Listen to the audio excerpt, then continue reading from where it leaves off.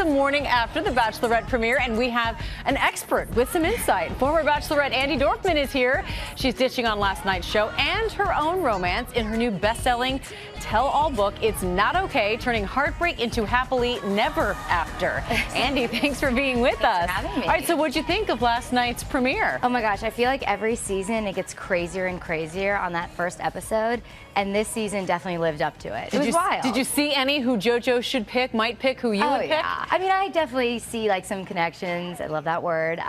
From the very beginning, I think obviously you see Jordan and Chad and Luke, and I mean, I'm happy them staying around for a little while. All right, any advice for JoJo if she's listening? Yeah, I mean, I think just to have fun. It's really easy to get lost in the moment and kind of get stressed out, but it's a once in an opportunity lifetime experience, and just enjoy it as much as you can. Is it fun? Is it fun being the Bachelorette? It is. It's definitely tiring, but it's so much fun, especially afterwards. You're like, wow, that was an amazing experience. Like, I just traveled the world, you know, and I went to places I had no business going to. So it is really fun. You just have to kind of stop and pause. Yeah, with cameras documenting your every move and every word, right?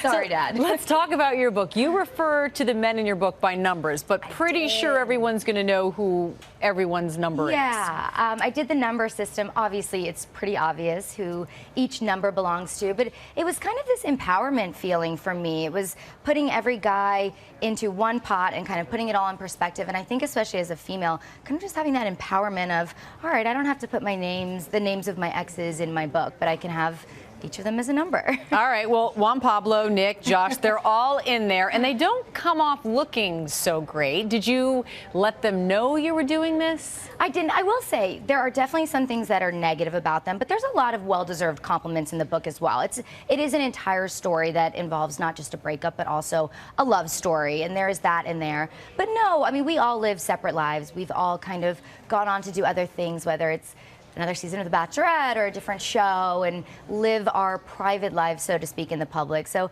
I don't think any of us need to ask permission from each other. All right, well, we have someone who would like to ask you a question. We have our super fans here behind us, and we have Amelia with a question for you. Hi, Andi. I want to know, what was your motivation in writing the book? Oh, there was a lot. Obviously, the book comes from my own experience of going through a breakup. Every day you see it's a journal entry, so it's that very present, very raw, emotional moments.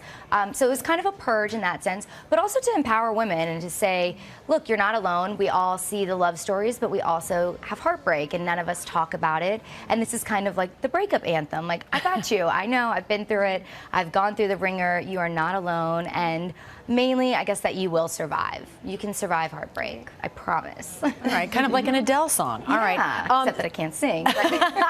Samantha posted this on GMA's Facebook. How were you able, she asked, to become such good friends with prior contestants when everyone was fighting for the same man? That is a good question. I don't think people realize how much time you spend with the other contestants, more so than the lead. So, like, for my season, you know, and Kelly, who was on my season, who's here today, like, we're all still friends because we spent so much time together in the house.